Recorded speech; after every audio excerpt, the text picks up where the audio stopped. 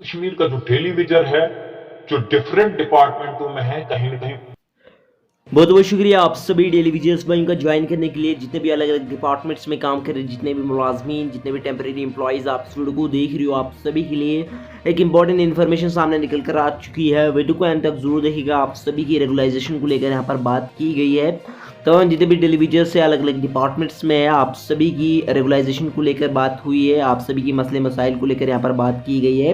क्या कुछ बात हुई है आगे आप इस रिपोर्ट में जान लीजिएगा। लेकिन ये सब जानने से पहले जितने भी टेलीविजर्स भाई, जितने भी टेम्परेरी एम्प्लॉयज़ पहली बार चैनल पर आए हो, चैनल को भी आप जरूर से सब्सक्राइब कर देना। आपके रिगार्डिंग कोई भी अपडेट आती है, आप सभी के रेगुलाइजेशन के रिगार्डिंग, आप सभी की पेंडिंग वेजेस और साथ ही साथ मिनिमम वेजेस एक्ट को लेकर कोई भी अपडेट आती है, आपको हमारे इस यूट्यूब चैनल पर update time to time provide कर दिया जाता है। चैनल को आप जरूर से सब्सक्राइब करके रखिएगा। अगर आप हमारे इस यूट्यूब चैनल को सब्सक्राइब नहीं करते हो तो हमारा कोई भी अपडेट आप तक नहीं पहुंचता है, इसलिए जो है जरूर से चैनल को सब्सक्राइब कीजिएगा। चलिए पहले एक नज़र आप इस अपडेट पर डालिए, क्या कुछ आप सभी के लिए सामने निकल कर आया है, फिर जो हम आगे बात करेंगे। पता है कि जम्मू कश्मीर का दौरा मोदी जी ने पिछले 2 महीनों में 2 बार अभी तक कर चुके हैं। पार्लिमानी इंतखाबात जम्मू कश्मीर में होने जा रहे हैं और जम्मू कश्मीर का जो टेलीविजन है, जो डिफरेंट डिपार्टमेंटों में है, कहीं ना कहीं उम्मीद ये लगाया बैठा था कि मोदी जी जब जम्मू कश्मीर का दौरा करेंगे तो हमारे लिए कोई ना कोई सौगात लेकर जरूर आएंगे। नाजरीन, आज इसी सब के ऊपर बातचीत होगी। उम्मीद और तवक्को करता हूं कि आप ज्यादा से ज्यादा शेयर करेंगे ताकि जिन दोस्तों तक अभी तक ये लाइव प्रोग्राम नहीं पहुंचा है उन तक भी पहुंचाने की कोशिश करेंगे। तो हुआ क्या कि 2 बार मोदी जी का दौरा जम्मू कश्मीर का और दोनों बार कोई भी कुछ भी नहीं दिया गया है, जबकि लोगों का भी कहना है मोदी जी स्टेज पर क्या कह रहे थे हमें कुछ समझ नहीं आया, पहले जम्मू फिर कश्मीर में। और उसी के साथ साथ में एक टेलीविजन जो है, जो अपने आप को जो है मार देता है, खुदकुशी करता है, उसी सब को लेकर जो है बातचीत होगी। डोडा का एक पेजी वाला टेलीविजन जिसका नाम लहर सिंह बताया जाता है, वो खुदकुशी कुछ दिन पहले कर देता है और वजह यह बताई जाती है कि उसको डिप्रेस होना, टेलीविजन होकर उसका परमानेंट ना होना, उसका घर का खर्चा न चलना, और यही वजह बताई जाती है। मेरे साथ सनीकांत चिप जी जो है, ह्यूमन राइट काउंसलर। सनीकांत जी, आपका बहुत बहुत शुक्रिया आज फिर से टाइम देने के लिए और खास इस मखसूस मुद्दे पर बात करने के लिए जो टेलीविजन का मुद्दा है। जी किफायत जी, आपका बहुत बहुत धन्यवाद करता हूं और आपके चैनल का, और जितना हो सके आपके चैनल हमारे भाई शेयर करें, जो कि हमारी बातें हैं हमारे लोगों के तक पहुंचाने का काम करें। और सबसे बड़ी बात, आज इंटरनेशनल वुमेन डे है। उस इंटरनेशनल वुमेन डे पे मैं तमाम नारी शक्ति को जो है मुबारकबाद देना चाहता हूं। और आज एक बहुत बड़ा उत्सव है महाशिवरात्रि का। उस महाशिवरात्रि के उत्सव पे मैं तमाम जम्मू कश्मीर पर देशवासियों को शुभकामनाएं देता हूं। और जो कि आपने जो आज एक टॉपिक जिसपे आज हम बात करेंगे, वो काफी दिल दहलाने वाला, एक काफी दुख जो है दिल को एक छू लेने वाला वाकया है। और उस चीज को हम लोग काफी लंबे समय से जो है हम इनको फेस करने की कोशिश करेंगे, किस तरीके से हमारे तमाम भाई जो हर एक डिपार्टमेंट का डेली वेजेस है जम्मू कश्मीर का, उनके साथ काफी लंबे समय से इंसाफ नहीं हो रहा। उनके साथ उनकी जो डिमांड, उनकी मांगे हैं, वो पूरी नहीं की जा रही।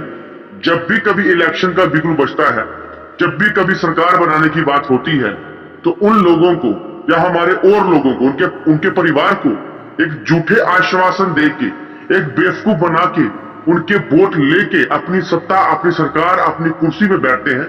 लेकिन उनके जो परमानेंट के ऑर्डर हैं, या उनकी पॉलिसीज को रेगुलाइज करने की जो चीजें हैं, वो कतई नहीं करते। उनको डे बाय डे, तारीख पे तारीख, तारीख पे तारीख जो देते जाते हैं, वो सिर्फ उनके साथ खिलवाड़ किया जाता है। और साथ ही साथ में 5 रुपए, 10 रुपए, 11 रुपए ये बढ़ा के जो है उनके ऊपर एहसान करते हैं। अस्थायी कर्मचारी, डेली वेजेस हमारा, चाहे वो पीएचई डिपार्टमेंट का हो, इरिगेशन का हो, फ्लड कंट्रोल का हो, पीडी का हो, एसपीओस हो, आंगनवाड़ी हो, हमारे तमाम डिपार्टमेंट्स जितने भी हैं हमारे जम्मू कश्मीर के जो काम कर रहे हैं, उनका जो डेली वेजेस है, इतने मुशक्कत से काम करते हैं। और सुबह हो, शाम हो, रात हो, जब भी जरूरत पड़ती है तो उन डेली वेजेस को जो है वहां पे बुला के उनसे काम लिया जाता है।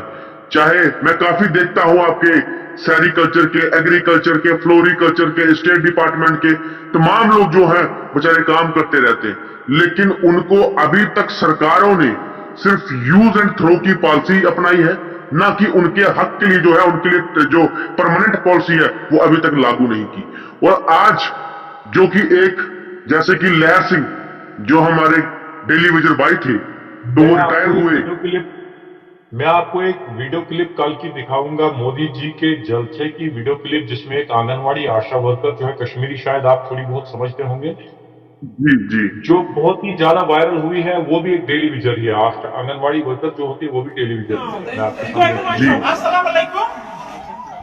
तोय वुचो अस छ आज द्रमित अस मोदी जी यस वजीर आजम हेद तमिस छ कश्मीर दौर अस ति छ तथ म सन आंगनवाड़ी डिपार्टमेंट अस छ एज आम पब्लिक तोथन गसन अस छ एज आंगनवाड़ी वर्कर हेल्पर तोथन गसन क्या अस छ आम पब्लिक क्या अस ति छ बसिंदर ये जम्मू कश्मीर। मगर बदकिस्मती सान अगर सानी खातर refreshment karmas district administration DC office पे आमित सोन डिपार्टमेंट अन्न अकिस दियो सा रिफ्रेशमेंट क्या रोज 3 बजे द्रमित घर पे या छतरगुल पे सकिलपुर पे आंगनवाड़ी वर्कर हेल्पर पे तमिस श्रीनगर वसन तुम सोचो 3 बजे क्या तम खमुत सह बिल्कुल फाक द्रम गर। तो मगर बदकिस्मती अगर वो डिपार्टमेंट एडमिनिस्ट्रेशन थोमुत रिफ्रेशमेंट खतर मगर सोन डिपार्टमेंट तम कोत सुन पे नजर दियो पे चौच अन्न कम कर पे यह चोट ये कर 10 हिस्से चौच यह खे 2 लड़की क्या फाक तो फुक। शायद अली जी आपको बहुत सिफायत भाई जी दुख होता है चीज देखे, जिस नारी शक्ति का बढ़ावा, जिस नारी शक्ति को हम आज इंटरनेशनल डे के रूप में मनाए जा रहे हैं, हम उस नारी शक्ति को इस तरीके से, और उन्होंने ये भी कहा कि हम डिपार्टमेंट की तरफ से नहीं, अपने प्राइम मिनिस्टर को खुद उनसे मिलने, उनकी बातें सुनने के लिए आए हैं। और सबसे बड़ी बात, अगर वो अपने जज्बात उनके सामने रखते हैं तो उनको सुनना जो है फर्ज बनता है। और इतनी दूर से, इतने दूर दराज इलाके से अगर कोई आया है, तो अगर डिपार्टमेंट ने रिफ्रेशमेंट रखी है तो क्या एक रोटी 10 लड़कियां बांट के खाएंगी? ये डिपार्टमेंट की रिफ्रेशमेंट है, ये हालत है डिपार्टमेंट के अंदर। नहीं, ये इन्होंने खुद खरीद दिया, फिर इनको नहीं दिया गया। जो रिफ्रेशमेंट थी उसको डिपार्टमेंट ने खुद खाया, एडमिनिस्ट्रेशन ने खुद खाया, इनको नहीं दिया, इन्होंने खरीद कर खाई। वाह, ये हालत है हमारे जम्मू कश्मीर की। और 3 बजे तक उन लोगों को भूखे रखा है, ये हमारी हालत है जम्मू कश्मीर के अंदर। और हम लोग सुबह 3 बजे से रात के 3 बजे घर से इनको उठाया गया और शाम के 3 बजे तक भूखे थे। जी वही ये हालत है। और हम लोग सिर्फ हम लीडरों को कुर्सियां चाहिए, मिनिस्ट्री चाहिए, एमएलए चाहिए, एमपी चाहिए, खुद एमपी बनने की दौड़ धूप कर रहे हैं कि बड़ा नाच रहे गा रहे हैं कि जैसे इनसे बड़ा इंसान कोई है ही नहीं, इनसे बड़ा मददगार कोई है ही नहीं।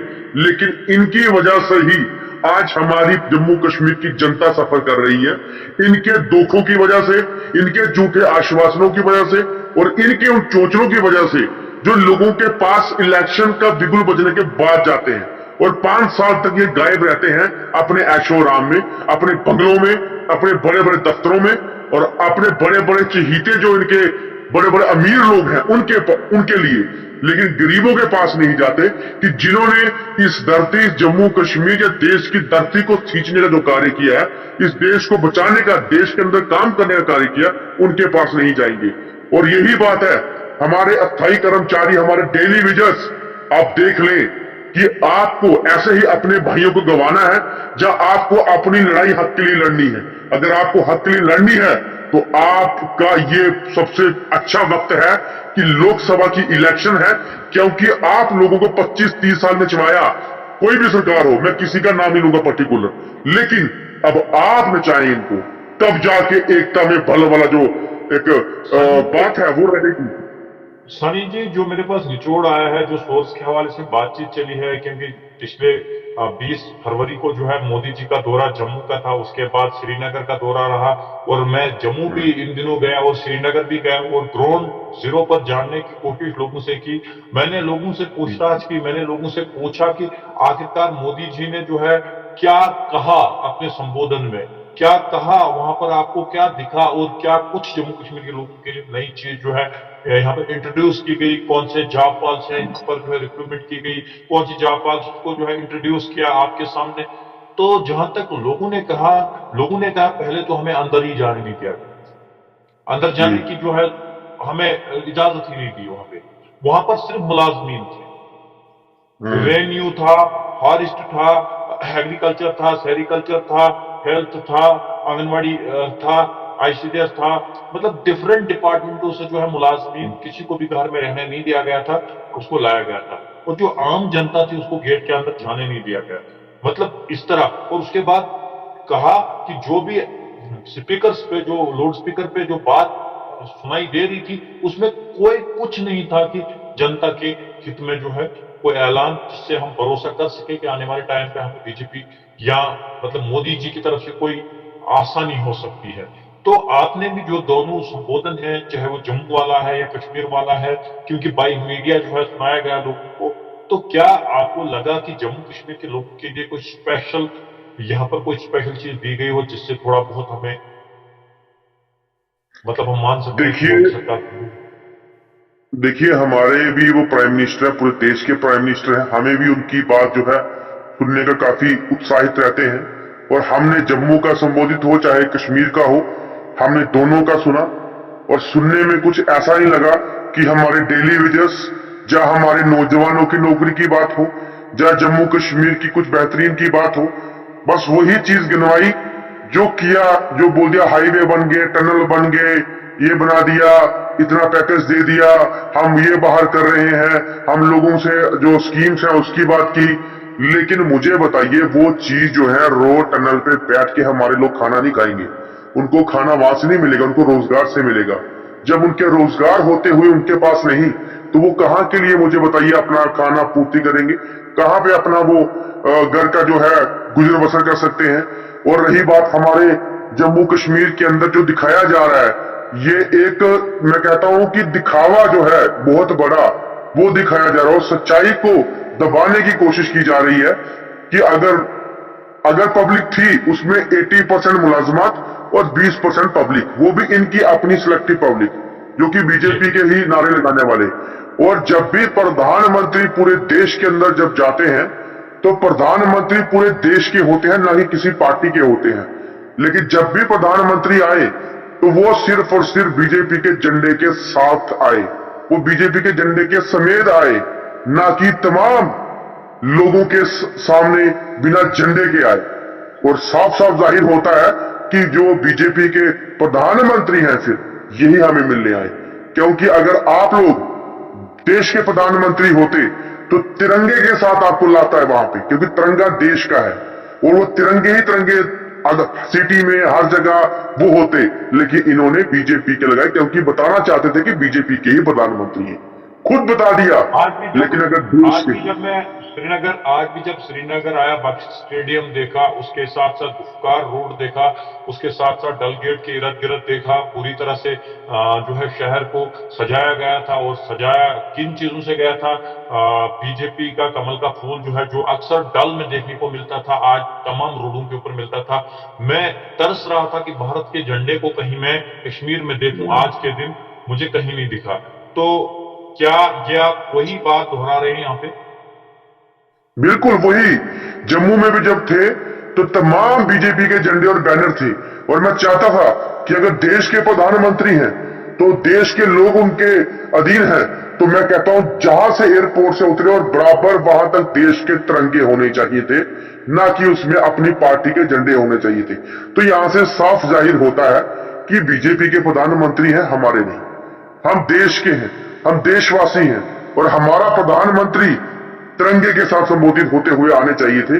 और लेकिन कमल के फूल के अपने तिरंगे के साथ जो है, अपनी पार्टी के उस झंडे के साथ जो है वो हमेशा दिखे हैं। और देखिए, चलो आप बीजेपी के प्रधानमंत्री हैं, आप क्या कार्य कर रहे हो, देश के हित लिए काम कर रहे हो, आप करिए। कुछ साल पहले मैंने 2019 की बात लगभग है, मैंने एक न्यूज जम्मू से की थी, जो भारत माता चौक है वहां पर 2 तिरंगे लगाए गए थे। एक तिरंगा था, एक झंडा था, और जो झंडा था वो तिरंगे के ऊपर लगाया गया था, जबकि कानूनन अपराध है। भारत माता चौक में एक बोल लगा हुआ है जिसके ऊपर मैंने एक स्टोरी भी की थी। ये 15 अगस्त 2019 की बात है, जब वहां पर भारत माता चौक में झंडे 2 लगाए गए थे। एक तो हमारा तिरंगा था, दूसरा बीजेपी का झंडा था। मगर बीजेपी का झंडा जो था तिरंगे के ऊपर लगाया गया था। क्या आपको ये नहीं लग रहा है कि जो तिरंगा है उसकी वैल्यू जो है कुछ लोग कम करने की कोशिश कर रहे हैं, जबकि तिरंगा जो हमारे दिल में? देखिए, जिसको देश से प्यार होगा वो सबसे पहले अपने तिरंगे की इज्जत करेगा। जो देश से प्यार नहीं करेगा उसके लिए तिरंगा मायने नहीं रखता, चाहे वो कोई भी हो। लेकिन किफायत भाई, हम एक चीज बोलना चाहते हैं।